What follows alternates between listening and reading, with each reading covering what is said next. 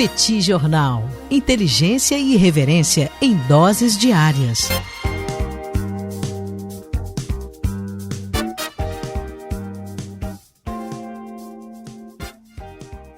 Olá, gente. Bem-vindos, bem-vindas ao Petit Jornal. Esse é o bate-papo número 864.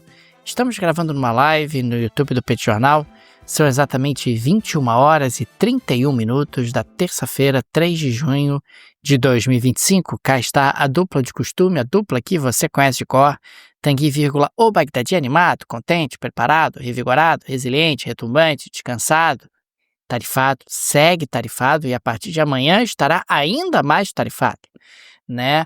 E temos aqui também Daniel Souza, que é esse que vos fala. Ao longo dos próximos minutos, vamos repercutir os principais temas internacionais das últimas horas, numa mixórdia de temas, mixórdia de análises, onde traremos aqui reflexões e também conteúdo para os nossos amigos e amigas do Petit Jornal. Como vai, Tanguy? Tudo bem? Tudo bem, Daniel Souza. Vamos lá para mais esse bate-papo 864. Um prazer estar aqui mais uma vez.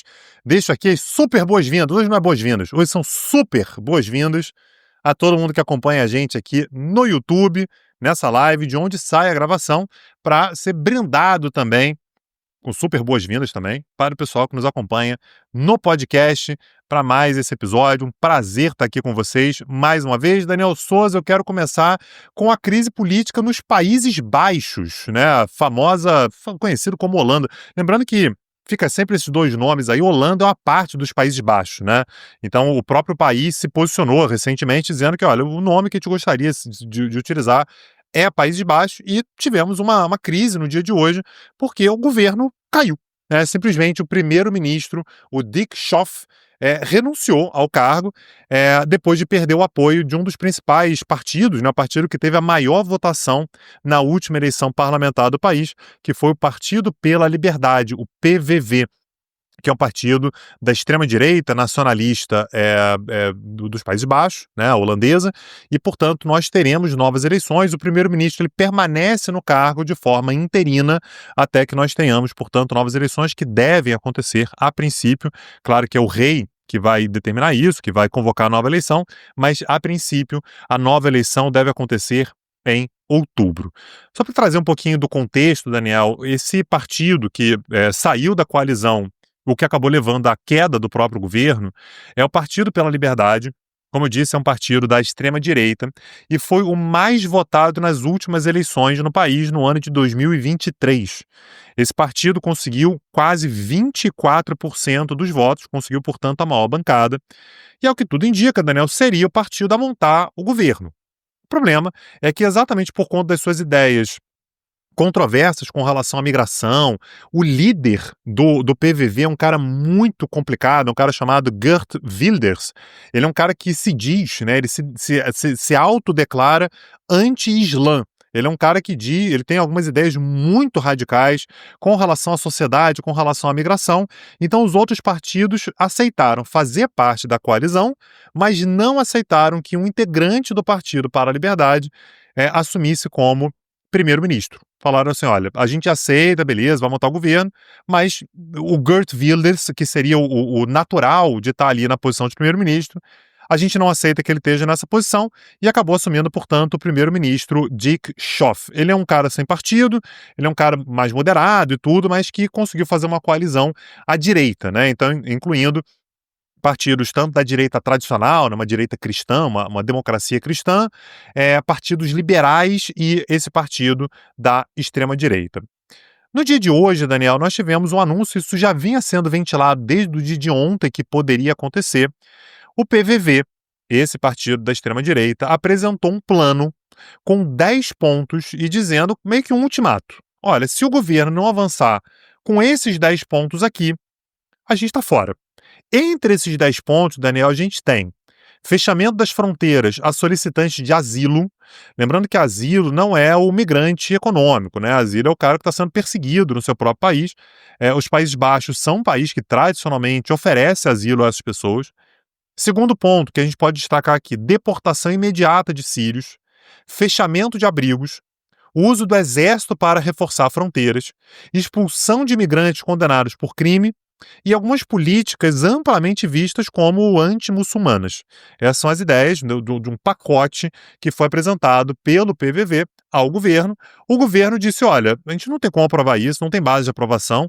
Os outros partidos da própria coalizão foram contra também e, portanto, isso acabou levando o Geert Wilders e o seu partido a renunciar, a abrir mão de qualquer cargo, a sair da coalizão. Isso derruba a coalizão. E as pessoas podem estar se perguntando, tá, mas por que ele fez isso exatamente agora? Porque se o governo cai, você convoca novas eleições e ele sabe, o Geert Wilders sabe que a chance dele conseguir uma maioria ainda mais expressiva numa eleição vindoura ela é maior. Em 2023, ele já conseguiu quase 24% dos votos. Então, o objetivo dele agora é que a próxima eleição ela gire toda em torno do debate acerca de migração. É um tema extremamente confortável para a extrema-direita, que vai poder soltar uma série de slogans, uma série de frases fáceis e tudo contra a migração. A gente sabe como é que há um momento de popularidade desse assunto, não apenas na Europa, nos Estados Unidos, em vários outros países, e, portanto, a ideia dele é, naturalmente, que nessa eleição de outubro, o partido dele consiga uma maioria ainda mais confortável. Quem sabe, Daniel, o próprio Geert Wilders chegue ao cargo de primeiro-ministro. Vamos ver, Daniel, mas me parece que tudo faz parte aí de um plano muito bem pensado pela extrema-direita para conseguir que houvesse novas eleições. E não é para ter novas eleições com um debate acerca de gastos militares, ou acerca de combate à pobreza, ou acerca de crescimento econômico. O assunto que é interessante para ele puxar é, naturalmente, o assunto da migração. Me parece que ele vai conseguir colocar isso na pauta, o que vai atrasar um monte de outras questões. Os Países Baixos vão receber muito em breve, Daniel, uma cúpula da União Europeia, né, e que, portanto, vai estar ali com o governo interino. Teria que decidir agora sobre o aumento do orçamento de defesa. Com o governo interino também não dá para fazer, vai acabar sendo adiado. Então, aliás, eu falei que era uma cúpula da União Europeia, perdão, uma cúpula da OTAN, que vai acontecer esse mês, agora em Haia, agora em junho. Vai ser com o governo interino, vai ser um governo que está ali apenas esperando para as eleições acontecerem. E traz, portanto, incertezas, né, Daniel, para um país que é a quinta maior economia da zona do euro.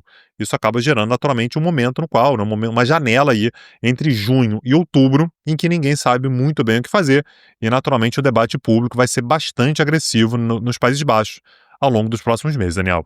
E nos Países Baixos, a questão da migração é um tema particularmente sensível. A gente está falando de um país rico, que tem uma renda per capita elevada, oferece ali serviços públicos de qualidade e existe um tensionamento que não é de hoje por conta da chegada de imigrantes. Inclusive, os Países Baixos até já apertaram a legislação no que diz respeito à chegada de pessoas, mas mesmo assim é uma temática que vai continuar presente no debate eleitoral local. Avançando para a próxima pauta, Tanguy, eu queria registrar aqui o fim de uma história de amor.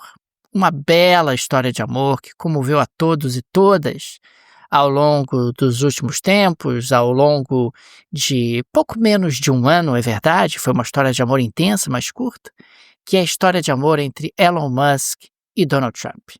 Elon Musk hoje abriu a caixa de ferramentas para falar do governo Donald Trump, mais especificamente sobre o projeto orçamentário de lei orçamentária. Classificou o projeto orçamentário nessa terça-feira como, abre aspas, repugnante, escandaloso e eleitoreiro. E disse mais, né? Fecha aspas, desculpa, esqueci de fechar as aspas. E disse mais, abre aspas, sinto muito, mas já não aguento mais. Fecha aspas. Disse também o seguinte, Tanguy, abre aspas, esse projeto de lei de gastos do Congresso enorme, escandaloso, eleitoreiro é uma abominação repugnante. Os que votaram a favor deveriam sentir vergonha? Sabem que erraram. Eles sabem. Fecha aspas. Tanguy, estamos falando na prática de um Elon Musk que considera que esse projeto vai aumentar o déficit orçamentário, o que vai sobrecarregar os americanos, vai levar a uma dívida esmagadoramente insustentável. Também estamos falando, na opinião do Elon Musk, de um projeto orçamentário específico, mas um comportamento do Congresso de uma forma geral que está levando os Estados Unidos a falência. É claro que existe aqui muita espuma no que o Elon Musk fala, existe muita verborragia, mas existe uma preocupação sobre a qual a gente tem se debruçado aqui no Petit Jornal, que diz respeito às contas públicas americanas. Começam a surgir vozes muito preocupadas com o endividamento do governo americano e com a falta de um projeto no governo Donald Trump que possa enfrentar esse problema. Pelo contrário, o Donald Trump tem oferecido ali cortes de impostos sem o respectivo corte nos gastos e, consequentemente, existe a expectativa de um aumento do endividamento do governo americano. É claro que o argumento do Trump é o mesmo que ele utilizou no mandato anterior e que não deu certo: eu vou cortar impostos, a economia vai crescer, vai gerar arrecadação através do crescimento e vai ficar tudo bem.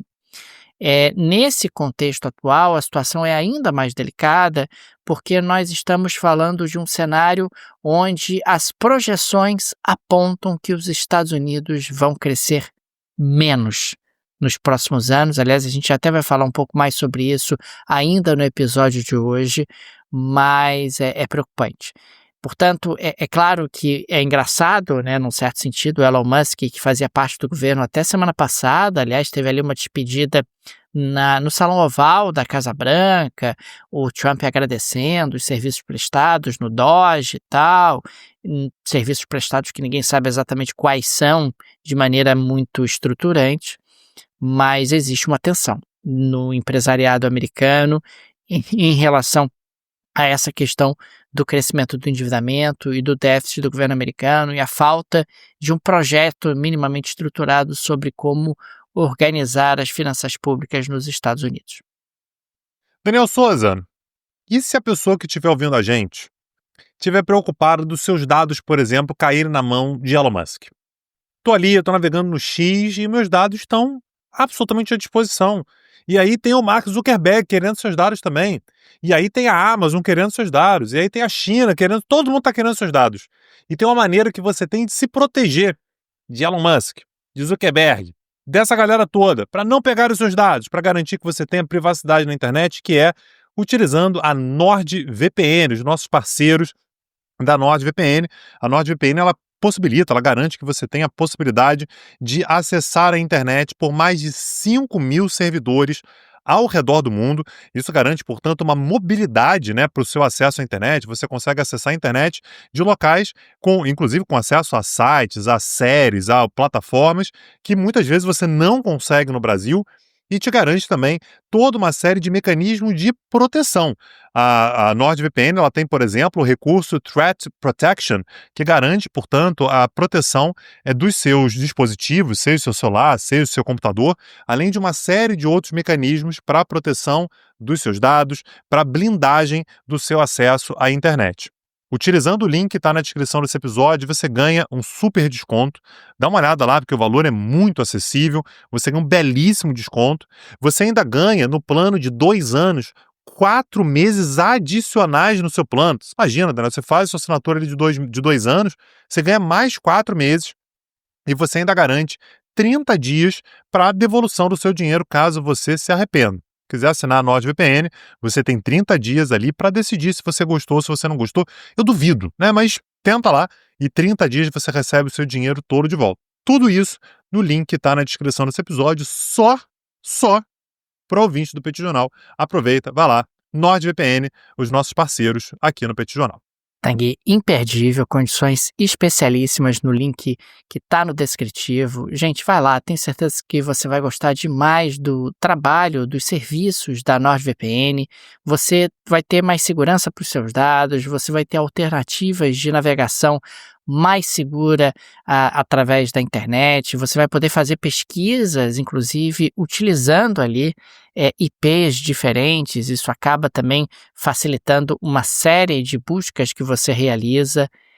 Vai lá, link no descritivo, NordVPN, tenho certeza que vocês vão gostar demais. Tang e eu somos usuários e podemos afiançar que o serviço deles é muito bom. Daniel Souza, o pessoal tem uma certa tara de falar que a Coreia do Sul é tudo muito organizado, que é um país absolutamente, democrático. Não é não. Petit Cursos provou que não é verdade. Tem uma aula no Petit perfeito. Cursos sobre Coreia do Sul e a gente viu que é confuso, hein? O negócio é Temos um confuso por curso lá. sobre as Coreias, né? Não apenas É uma aula, verdade. temos um curso inteiro sobre as Coreias, falando sobre Coreia do Norte e Coreia do Sul. Na Coreia do Sul, Daniel, tivemos tempos complicados recentemente aí. Quero lembrar que no dia 3 de dezembro de 2024, o presidente da Coreia do Sul, o Yoon Suk Yeol, simplesmente declarou lei marcial. Então, a tentativa ali de fechar o Congresso e tudo foi impedido, né? Então, a tentativa ali de supressão da democracia deu errado. O país teve 3 presidentes interinos desde então, julgamento, você teve assim, uma complicação bastante grande. Tudo isso acabou levando, portanto, à antecipação das eleições presidenciais que aconteceram de ontem para hoje, né? Então, temos finalmente um novo presidente na Coreia do Sul, o Lee Jae-myung, que é um candidato da centro-esquerda, venceu as eleições presidenciais, já teve o reconhecimento, inclusive, do partido opositor a ele, era o partido do governo, e agora já reconheceu a derrota na eleição. Ele venceu com mais. Os números ainda vão ter que ser fechados, né, Daniel? Mas a projeção dava ali mais de 50% dos votos. O Lee Jae-myung, Daniel, ele disputou inclusive a última eleição presidencial e perdeu para o Yoon Suk Yeol, o camarada que tentou dar o golpe no ano passado, e perdeu por uma margem muito pequena, realmente muito pequena, e agora, portanto, ele disputa as eleições mais uma vez e vence essas eleições. O que é interessante, Daniel, é que o novo presidente sul-coreano, ele fala muito sobre a necessidade de manter um diálogo com o Japão.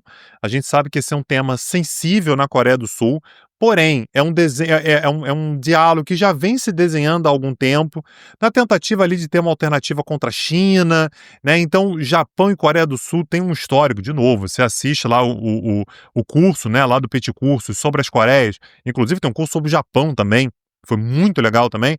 A gente fala bastante sobre isso, mas teve, para dizer o mínimo, né, uma ocupação brutal japonesa durante o período que antecedeu a Segunda Guerra Mundial e a própria Segunda Guerra Mundial. Você tem traumas históricos da Coreia do Sul com relação à ocupação japonesa, mas a Coreia do Sul e o Japão entendem que, olha, problemas à parte e tal, a gente tem que voltar a dialogar.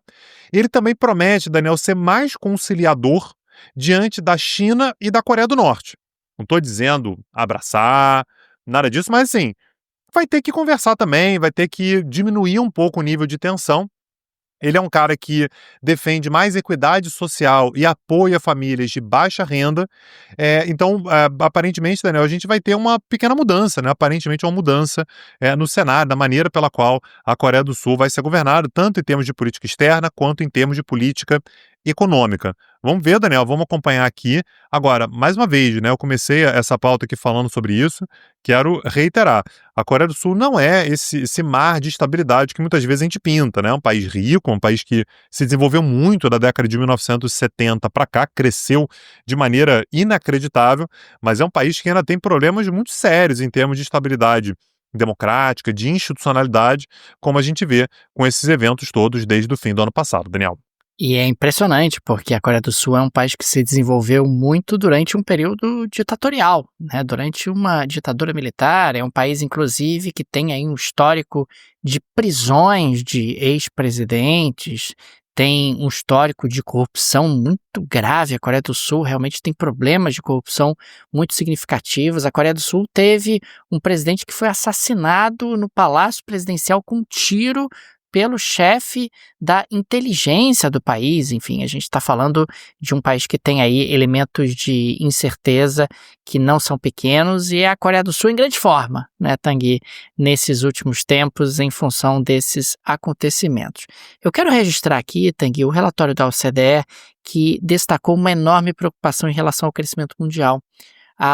E na mais recente previsão, a OCDE destacou que o crescimento global deve ser de 2,9% em 2025 e 2026, o que acaba, na prática, sendo uma desaceleração. É a primeira vez que o crescimento mundial seria inferior a 3% desde o ano de 2020, durante a pandemia da Covid-19.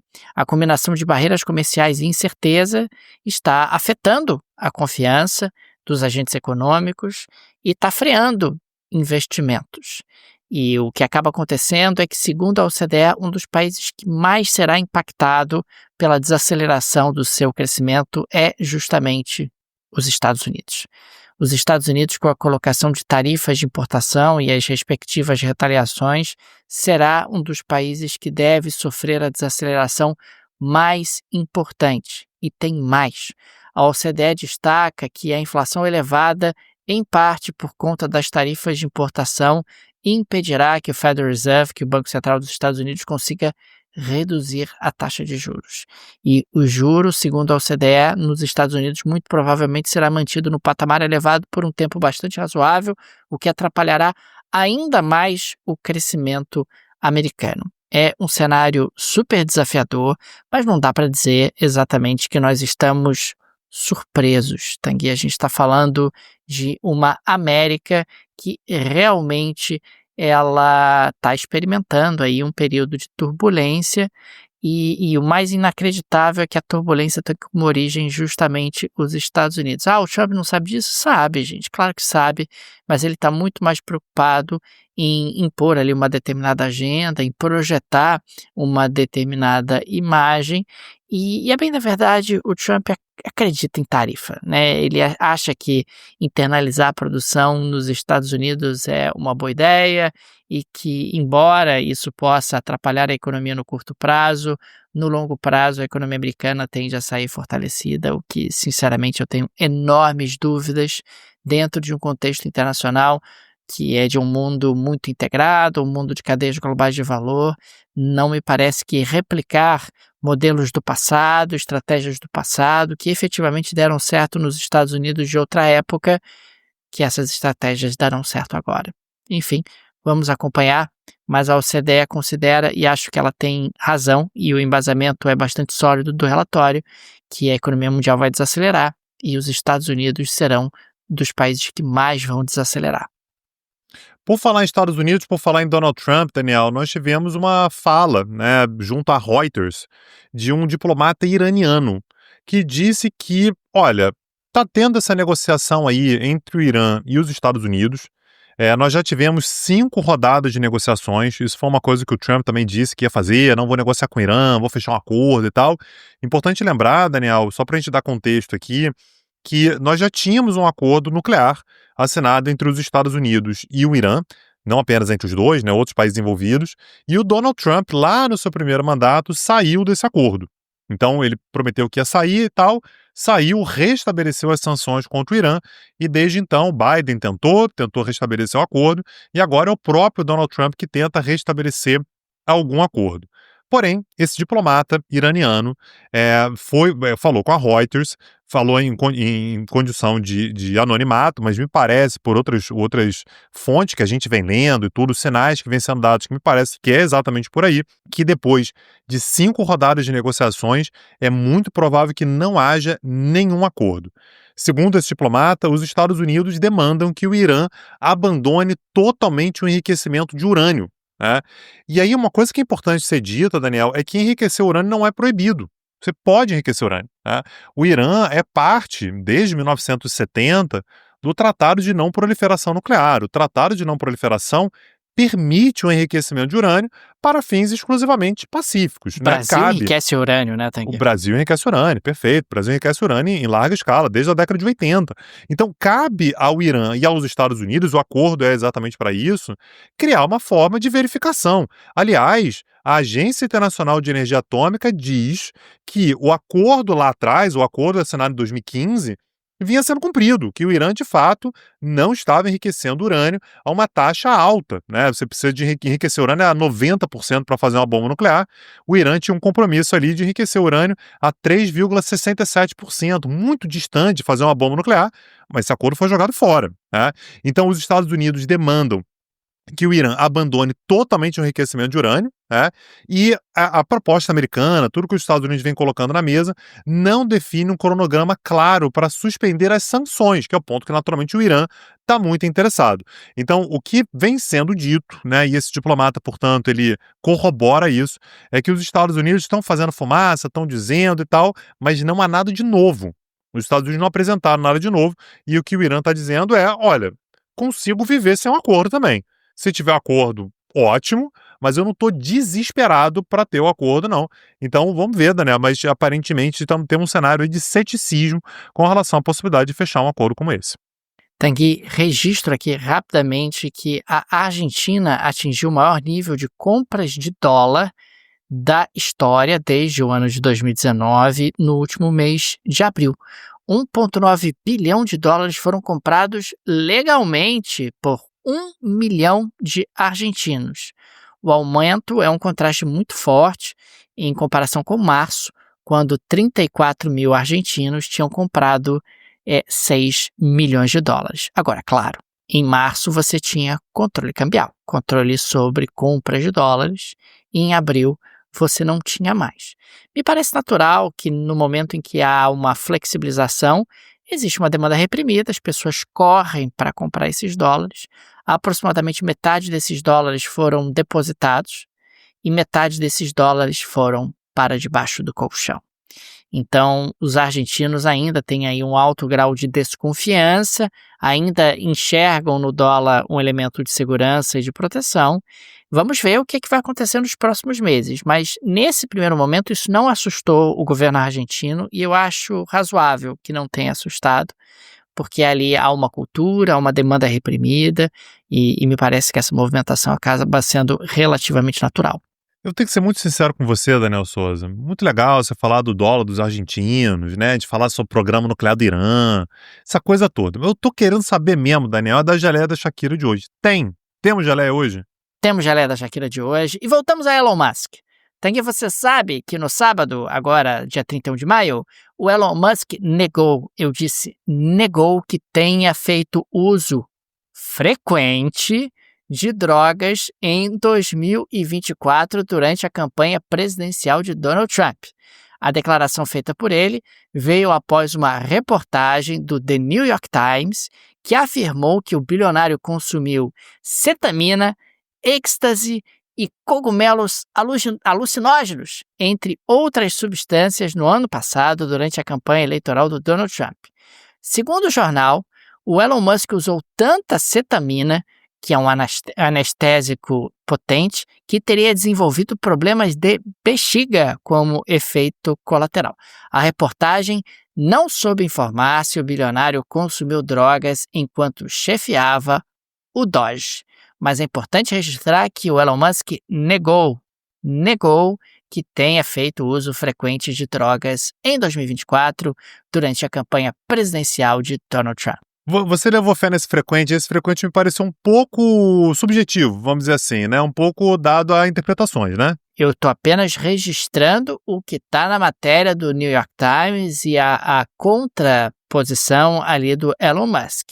A matéria fala em uso frequente e o Elon Musk nega que tenha feito uso frequente. A partir daí, é a interpretação das pessoas aí, interpretação que pode ser feita.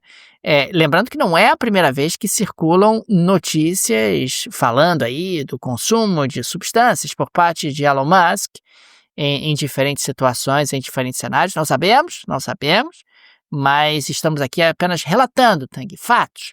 Porque a geleia da Shakira, ao contrário do que você prega para as pessoas, traz fatos, trabalha com elementos concretos. Jornalístico, sério e com apuração e com isenção de análise, não é isso? Exatamente. Não, essa é a geleia da Shakira. Você, Daniel. O Tanguy, de vez em quando, ele audita, ele vai lá, não é mentira, você inventou essa história, e aí eu mando pra ele as fontes, aí ele fica em choque. O problema é que eu não audito, e aí, Daniel, tem uns que você traz aí que eu falo, isso aqui não é possível, mas, Daniel, eu acho que tem espaço pro lúdico, entendeu?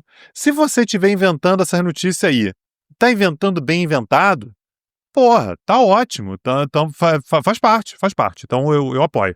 Todas notícias verdadeiras, impressas e verificáveis. Perfeito. Daniel Souza, se as pessoas quiserem saber mais sobre Elon Musk, temos uma aula gratuita no YouTube do Petit Jornal sobre Elon Musk, sobre programas nucleares, sobre a SpaceX, né, que é a empresa certamente preferida dele, né, que ele mais gosta ali de se divertir com navezinha espacial. Se você quiser saber mais sobre Donald Trump, tem aula gratuita no YouTube também. Tudo isso faz parte do projeto que você conhece lá no peticursos.com.br. Várias aulas sobre muitos temas que certamente vão te interessar. Acessa lá para dar uma olhada no catálogo e vem com a gente, petcursos.com.br. Fica aqui também o nosso agradecimento aos apoiadores e apoiadoras do Petit Jornal, vocês que ajudam a manter esse projeto de pé.